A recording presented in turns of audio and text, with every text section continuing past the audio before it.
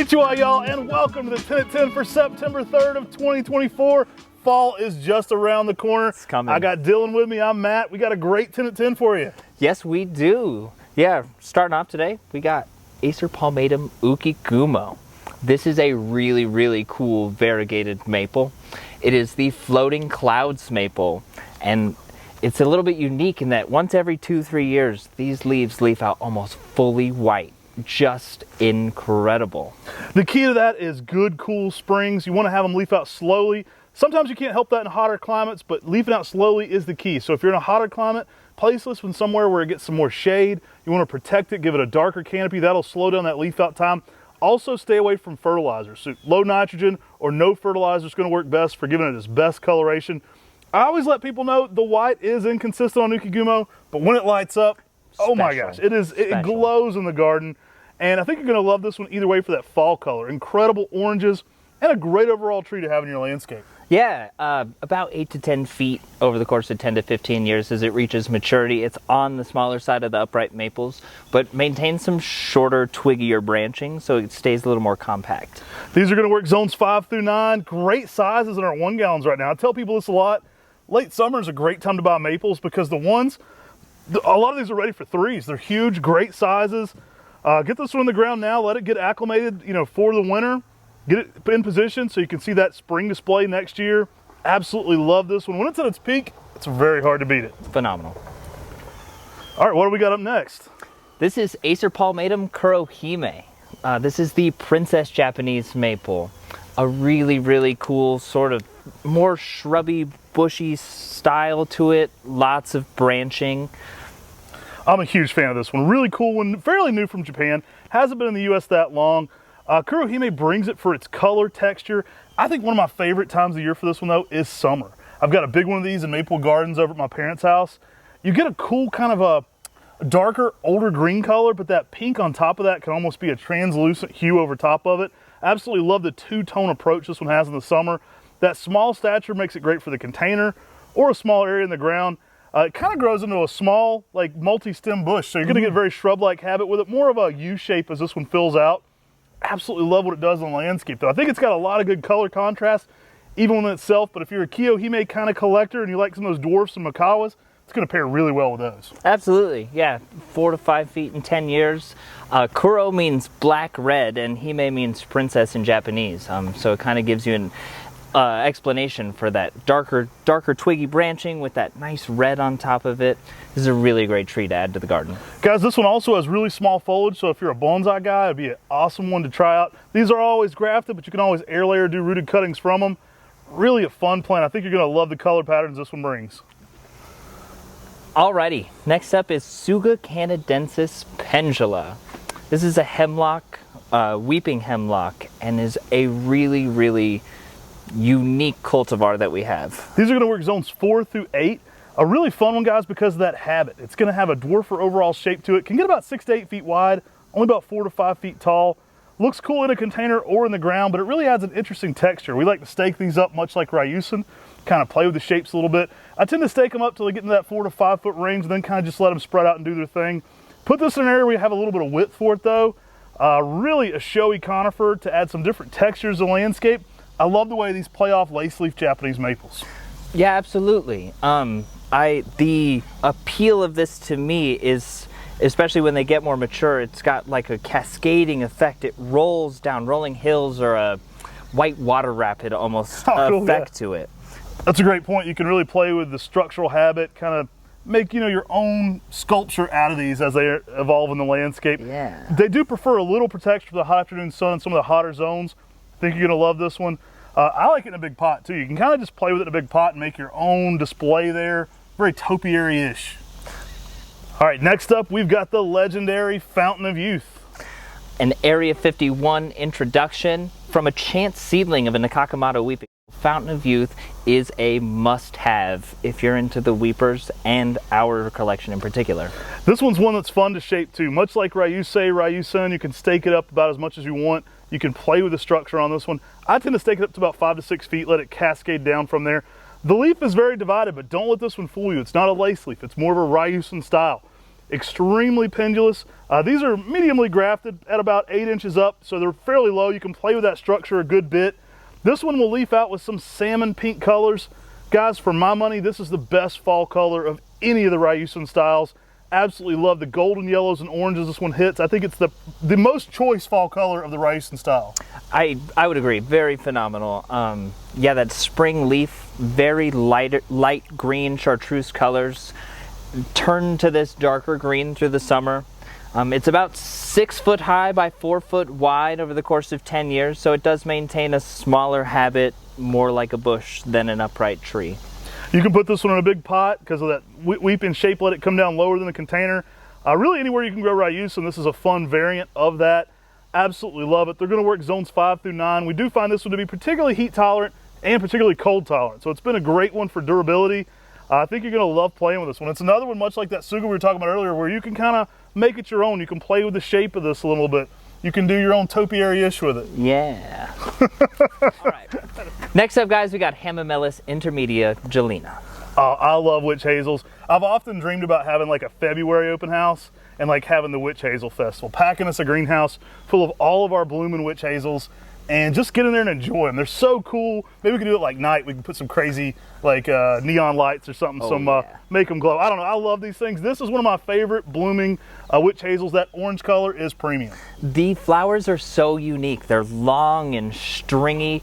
These ones start in a purple-red calyx and then launch out into this yellow-orange, I don't really know what to describe it, almost like streamers. Right, they're crazy. They look like little octopuses almost. They're like a kid's spaghetti ball. It's crazy. I love it. It's got all this funky flower going on. They're so unique flower-wise. I mean, I think the witch hazels bring it. They're a fun plant, and that flower is like, it's that harbinger of spring. Like February's boring. You're like, there's nothing going on in the garden. The coral barks look cool. There's some conifers that look cool, but then bam, you got something flowering and it's like high intensity. It reminds you spring's coming. Here it comes. This gets up to about 10 feet or so over the course of its maturity into 10 years, but maintains a spreading habit. It gets a little bit wider. Yeah, these are going to work zones 5 through 8. I actually got to go to Calmood Arboretum where this was found. Pretty cool. Diana and Gelina, daughters of the gentleman there at Calmood Arboretum. Really cool place in Holland. They had a lot of great maples in that garden as well. I went during the fall, so it was more maple season than it was witch hazel season. I might have walked by the original Gelina. I don't know. I did meet Gelina, I think. I'd have to go back and do more research now, but I absolutely love this plant. It is one of the best witch hazels for that bloom too. That orange with that dark maroonish color calyx to it is so interesting. I think they're just great plants to add to the garden, and I think you're going to really enjoy the texture the foliage has throughout the spring, summer, and fall. Underrated on the fall color. Sometimes you can get some pretty great oranges and reds on the fall on the witch hazels as well. This will grow anywhere, zones 5 to 8. A great tree to add to the garden to get you something that's not a conifer or a maple. Looks great. Grab you one today. All right, y'all, next up we got Acer palmatum Incognito. Shishigashira-esque with its sort of curled up leaves to it. It leaves out light green with some bronze copper tones to it, and then will turn to a bright fiery red in the fall. I've had some great fall color on this. I've had it really just be a blaze of colors. A fun one, y'all. This is one, kind of reminds me a little bit of Angel the Prince in that leaf shape. It's got a unique heavy Matsumuri leaf shape to it. Dense dwarf. Like he was saying, as it matures out, it does give you some ideas, some little bit of reminiscent of that Shishigashira. We play around with it being in that family because of that denser habit it tends to evolve to. Great size 1 gallons on this as well. As you can see, absolutely fun ones. Incognito, fairly new introduction too. 6 to 8 feet in 10 years, on the smaller side. Hey, if your wife or your husband says you got too many trees, this one can show up incognito. Ayo. Hey, I'll make a Tim joke. This one's real neato, guys. Incognito. Grab you one today. These do tend to sell out. Really fun plant. Again, great sizes. Alrighty, Acer japonicum aka amote. Fun Acer japonicum.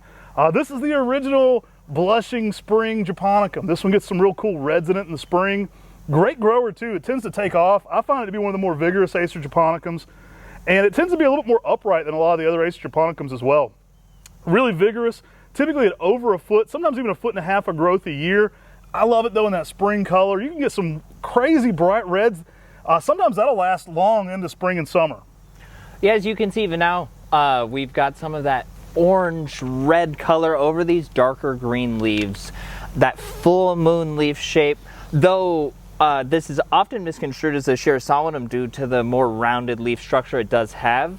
It will change to just a brilliant ruby bright red for that fall color. Yeah, this one goes by a few names. I've seen it as ruby. I've seen it as a bunch of different things. I think Akamote is the original name from Japan. Great plant to be growing.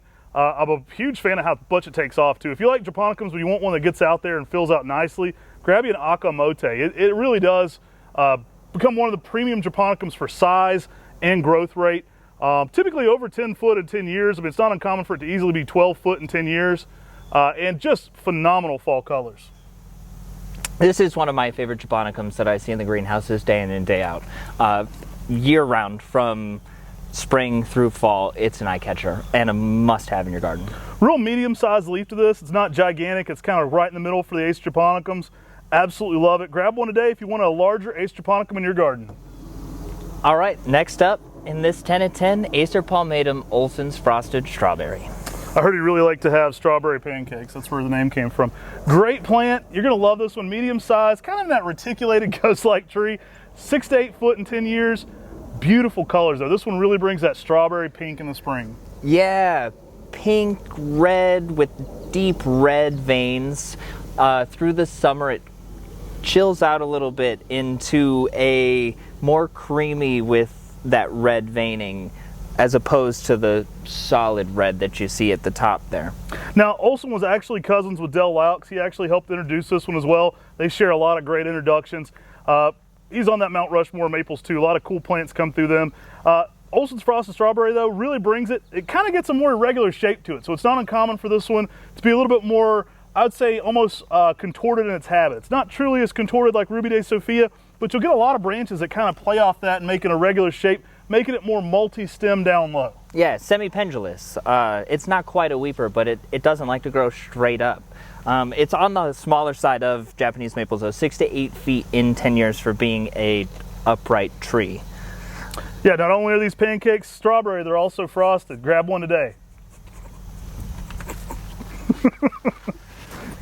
Alrighty, tree number 9, 10 to 10, Acer circinatum Burgundy Jewel.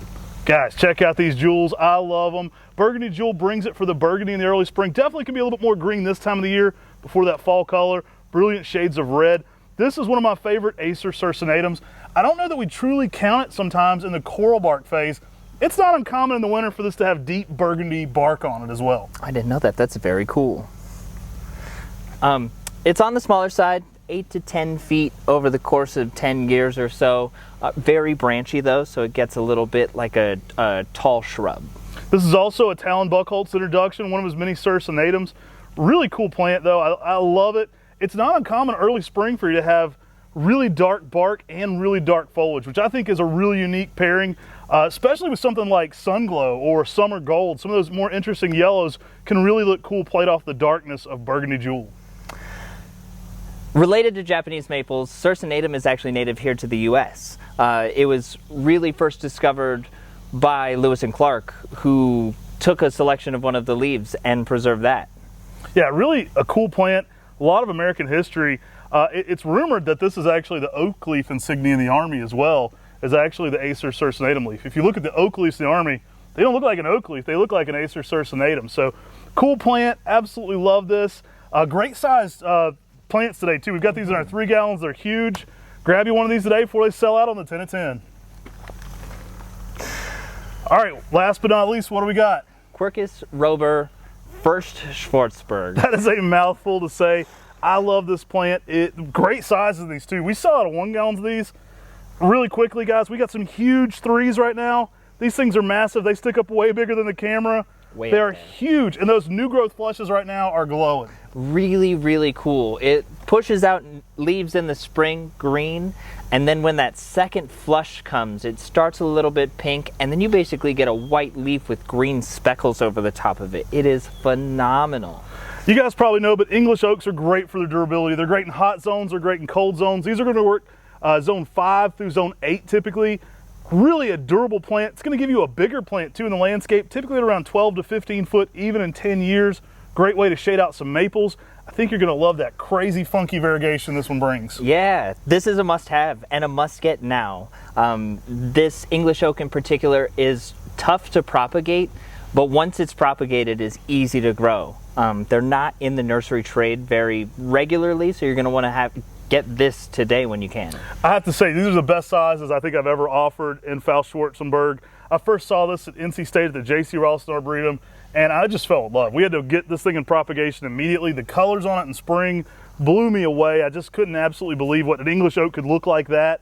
It's got all the ornamental traits you'd think of. It's almost like Ukigumo. You can get some crazy white shades on this plant. Absolutely love it. Grab you one today on the 10 at 10. Now that's not all, guys. There's another secret 10 trees on this 10 at 10. You're gonna have to check the email to find out what other secret surprises are in store for you today at 10 a.m. Yeah, if we missed you at open house yesterday, we'll have to see you at the next one. Get in here and see some of these trees in person. They are so cool. Take care. God bless. And have a great day.